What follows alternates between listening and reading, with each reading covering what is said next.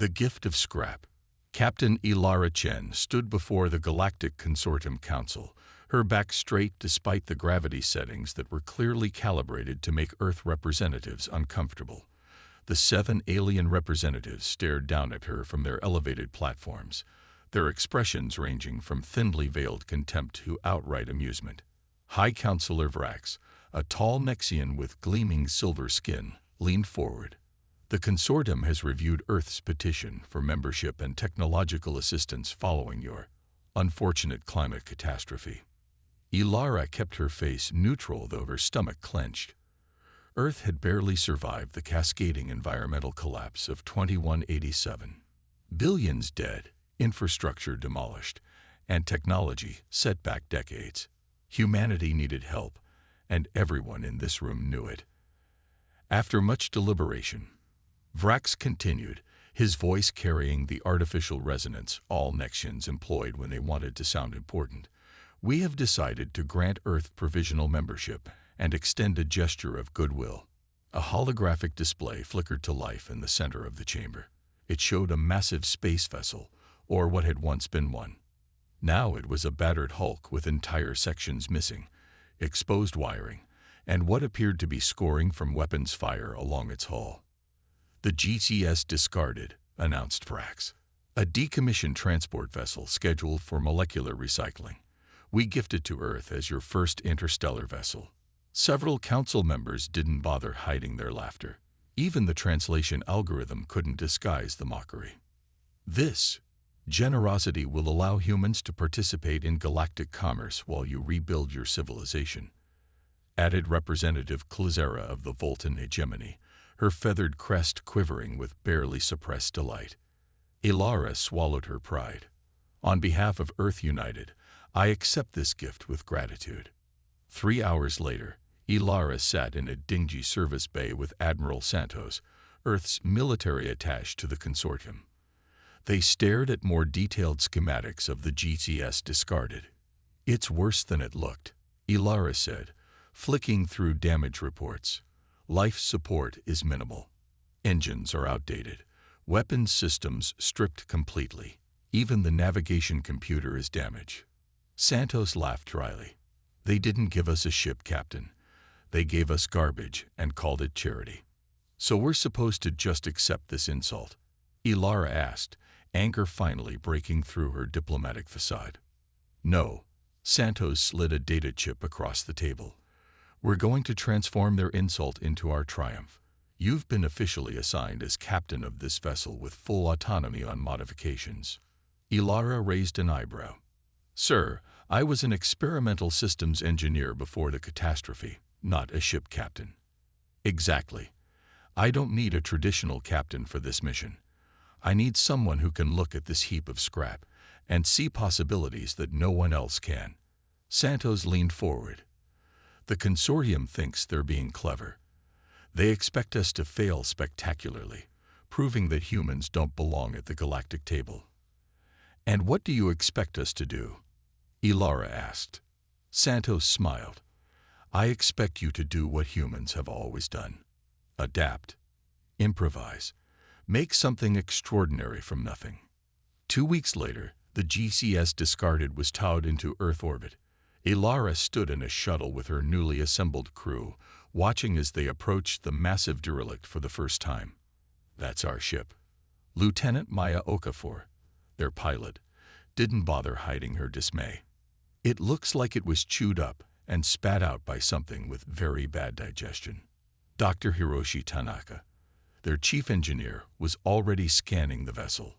Hull integrity at 62%, power systems at 17% capacity. At least 3 major breaches. He looked up with a grin. "It's perfect." "Perfect for what?" "Dying in space," asked Zach Reynolds, their systems specialist. "Perfect for showing the consortium exactly what they don't understand about humans," Ilara replied. "Humanity didn't get this far by having everything handed to us on a silver platter. We survived because we could turn junk into tools, problems into solutions." As they docked with the derelict vessel, Ilara addressed her crew of 15, the best minds Earth could spare, pulled from various backgrounds and specialties.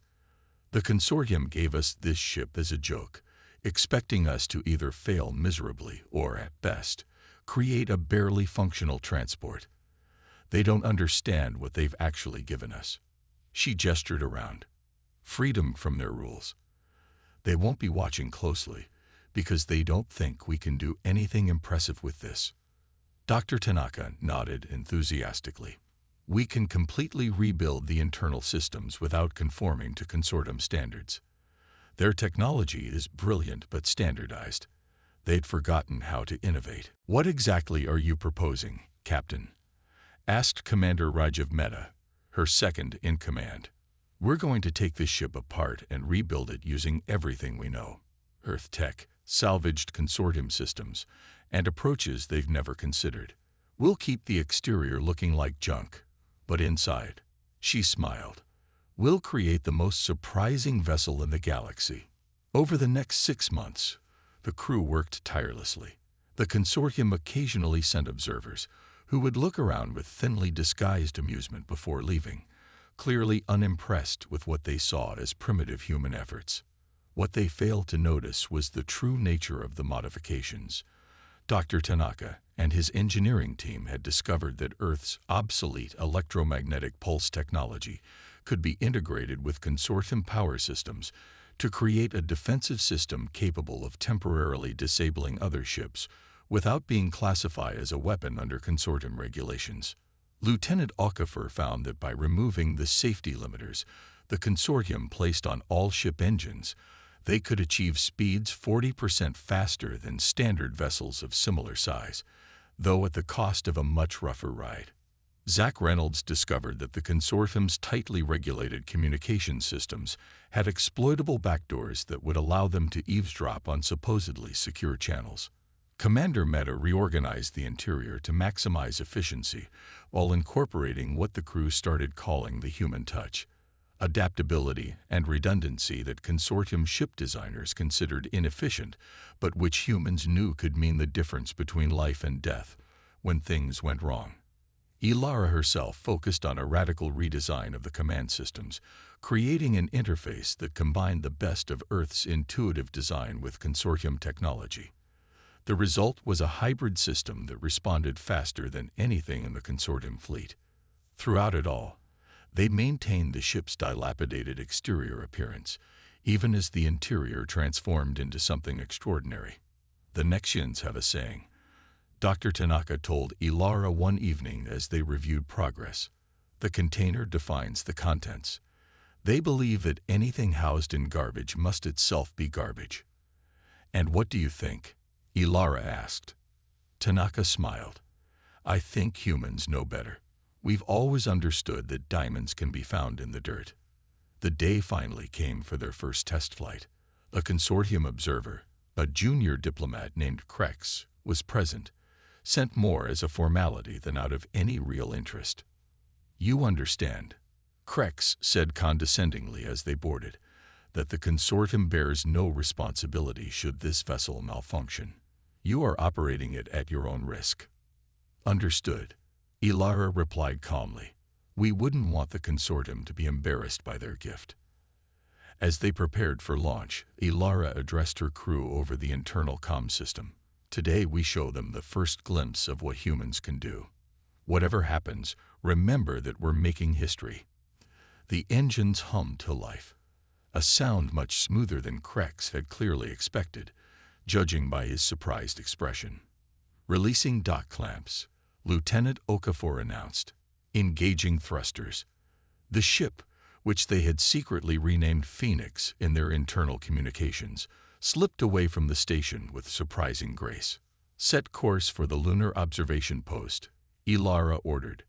Let's see what she can do. As they accelerated, Krex's expression shifted from condescension to confusion to poorly concealed alarm. The Phoenix moved nothing like a salvaged derelict should. It responded instantly to commands, accelerated smoothly, and maintained perfect stability. Is something wrong, Representative Krex? Ilara asked innocently. This vessel, its performance exceeds expectations, he admitted reluctantly. "We're just getting started," Ilara replied with a smile. "Lieutenant Okafor, show our guest what a human pilot can do." What followed was a demonstration of maneuvers that should have been impossible for a ship of this class. The Phoenix wove through the debris field near the lunar station with precision that left Krex speechless. As they returned to Earth orbit, the consortium representative was visibly struggling to maintain his composure.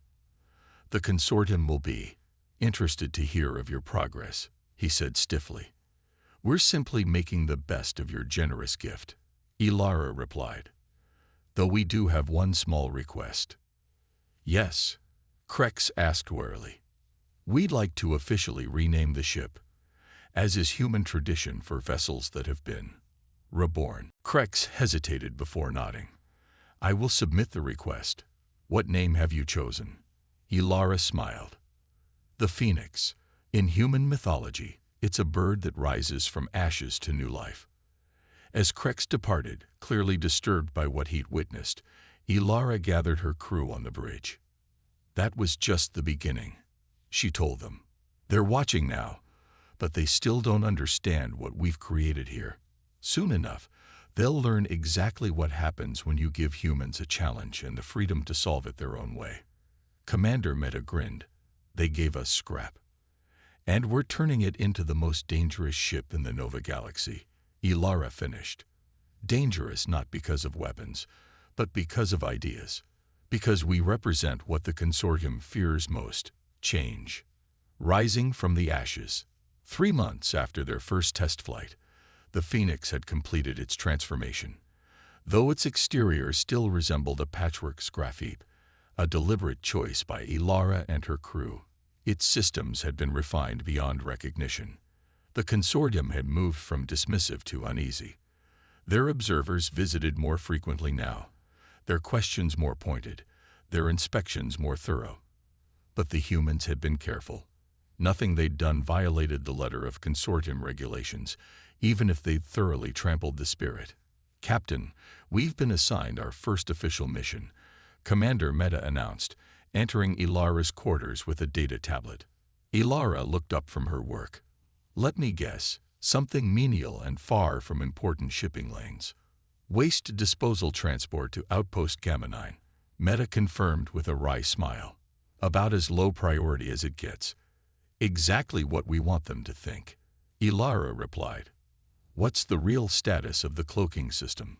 The cloaking system was perhaps their most audacious modification. Not true invisibility, which would have violated consortium laws, but rather a complex array of signal scramblers and visual distortion fields that could, for brief periods, make the Phoenix extremely difficult to detect on standard sensors. "Dr. Tanaka says it's operational but untested in field conditions," Meta replied. "Perfect. This mission will take us near the Verlith Nebula. Ideal conditions for a proper test." Ilara stood up. "Inform the crew. We depart in 6 hours." The Phoenix left Earth orbit without fanfare, a supposedly unremarkable ship on an unremarkable mission. Only those aboard knew different. Lieutenant Okafor guided them smoothly through the consortium gateway that connected Earth's system to the broader network of established routes. As they emerged into open space, Ilara felt a surge of pride. They were truly sailing now, humanity's ingenuity carrying them among the stars. "Set course for the Verlith Nebula. Standard approach," she ordered. "And prepare the special sensor package. I want to know everything happening in that region." The special sensor package was another of their innovations, a detection system far more sensitive than anything the consortium had provided, capable of picking up anomalies that standard equipment would miss. 8 hours into their journey, it paid dividends. "Captain, on detecting unusual energy signatures in the nebula," Zach Reynolds reported from his station. "Definitely artificial, but not matching any consortium patterns." "Pirates," Meta suggested. The fringes of consortium space were known to harbor outlaws who preyed on vulnerable transports. "Or smugglers," Ilara said. "Either way, not our concern unless—" Emergency signal detected. Maya interrupted. "Consortium frequency." It's a distress call from a research vessel. They're reporting they're under attack. Ilara's decision was immediate. Change course. Maximum speed to the signal's location. Captain, Meta cautioned. Our orders specifically prohibit engagement with hostile forces. We're supposed to call for consortium security if we encounter any threat. And by the time they arrive, that research vessel will be gone. Ilara replied firmly. We're the only help within range. Besides, we're not going to engage. We're just going to have a look. The Phoenix surged forward, its modified engines pushing it to speeds that would have astonished consortium engineers. Within minutes, they reached the edge of the nebula, the swirling gases creating a breathtaking backdrop for the drama unfolding before them. A sleek consortium research vessel was attempting to evade two much larger ships of unfamiliar design. Energy weapons flashed between them, the research vessel clearly outmatched. Scans showed 23 life signs on the research vessel. Dr. Sanvi Kapoor, their medical officer, reported grimly. Their shields are failing. Those aren't pirates, Reynolds said, studying his readings. Those ships have military-grade weapons. Pirates couldn't afford that kind of firepower. Ilara made her decision.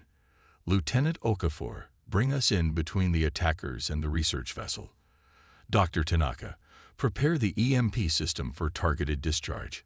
Zach, open a channel, but mask our identity. Captain, Meta said quietly, this goes well beyond our mandate. Our mandate is to represent humanity, Ilara replied. And humans don't stand by while others are slaughtered. She looked around at her crew. This is why we built this ship the way we did, for moments when doing the right thing requires breaking the rules. The Phoenix swooped in, its ungainly appearance causing momentary confusion among the attackers. That hesitation was all Ilara needed. Now, Dr. Tanaka. The electromagnetic pulse, disguised as a power system fluctuation in their official specifications, discharged in a tightly focused beam that struck the nearest attacker. Its systems flickered and died, the ship suddenly drifting powerless. The second attacker immediately turned its weapons toward the Phoenix. Evasive maneuvers, Ilara ordered. Activate the distortion field. The Phoenix seemed to blur and shift as the visual distortion technology engaged. The incoming weapons fire passed harmlessly through the space where the ship had appeared to be. Targeted EMP ready for second discharge, Tanaka reported. Fire. The second attacker suffered the same fate as the first, its systems disabled by the pulse. Research vessel is hailing us, Reynolds announced. Put them through, but maintain voice distortion, Ilara replied. A Nexian face appeared on screen, his silver skin pale with stress. Unknown vessel, we thank you for your assistance. Who are you? Friends, Ilara replied simply, her voice altered by the communication system. Can your ship still maneuver? Yes, but our defenses are compromised. We were conducting standard astronomical surveys when... Save the explanations for the consortium authorities, Ilara interrupted. We've sent a priority alert. They should arrive within the hour. We suggest you move to these coordinates while you wait. She nodded to Reynolds, who transmitted a position deeper within consortium space. You're not staying? The Nexian asked, clearly confused by their rescuer's appearance and behavior. We have our own mission to complete, Ilara replied. Safe travels. As the communication ended, Ilara turned to her crew. Resume course to Outpost Gamma 9, maximum speed. I want us well away from here before those ships regain power or consortium security arrives. The research vessel will report this incident, Meta pointed out. Yes, but they don't know who we are. And we didn't technically use weapons, Ilara replied with a small smile. We experienced a power surge that happened to disable hostile vessels. Unfortunate system malfunction. That no one will believe for a second, Meta said, but he was smiling too. Belief requires evidence, Dr. Tanaka pointed out. And we've been very careful about what evidence we leave. The Phoenix completed its official mission without further incident, delivering the waste containers to Outpost Gamma 9. The staff there barely paid attention to the seemingly unremarkable vessel or its human crew. It was only during their return journey that they learned the consequences of their intervention. A consortium-wide alert had been issued regarding the attack on the research vessel, which had apparently been carrying sensitive astronomical data. The unknown vessel that had intervened was described as unconventional but highly effective, disappearing before proper identification could be made. Most significantly, analysis of the disabled attacker ships had revealed connections to a secretive faction within the Voltan hegemony, the same species whose representative had laughed most openly when the discarded was given to humanity. They're calling it the Nebula Incident in consortium channels, Reynolds reported, monitoring the communications. There's significant political fallout. The Voltans are denying involvement, but the evidence is compelling. And us? Ilara asked. We're the mystery ship. Theories range from secret consortium security to independent mercenaries. No one suspects a human vessel. Ilara nodded, satisfied. Let's keep it that way for now. When they returned to Earth, Admiral Santos met them in a secure facility, his expression a mixture of concern and pride. You weren't supposed to engage hostile forces, he said without preamble. We didn't, Ilara replied innocently. We experienced a system malfunction that happened to disable ships that were attacking consortium researchers.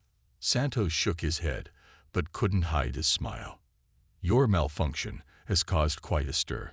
The consortium is suddenly very interested in the ship they gifted us. Have we violated our provisional status? Ilara asked, the question that had concerned her since their intervention. Quite the opposite, Santos replied. The research vessel you saved was carrying data vital to several high-ranking consortium officials. They're calling for a formal commendation for Earth's quick thinking and resourcefulness. They still don't realize it was you specifically, and the Phoenix. They've requested a thorough inspection, citing safety concerns about the unexpected system malfunction. Ilara exchanged glances with her crew. They had anticipated this. We've prepared for inspection, she assured the Admiral. They'll find nothing that violates consortium regulations, and the systems that don't exactly comply. Dr. Tanaka stepped forward. Temporarily reconfigured to appear standard, sir. They can run every diagnostic in their arsenal. The Phoenix will seem unusual but fundamentally within guidelines. 3 days later, a delegation of consortium engineers and officials boarded the Phoenix. They spent hours examining every system, increasingly puzzled by what they found.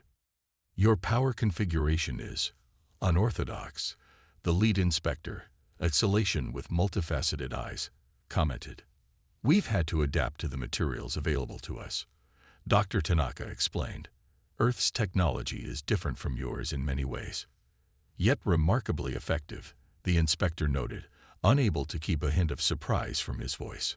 At the conclusion of their inspection, the consortium delegation gathered on the bridge with Ilara and her command staff.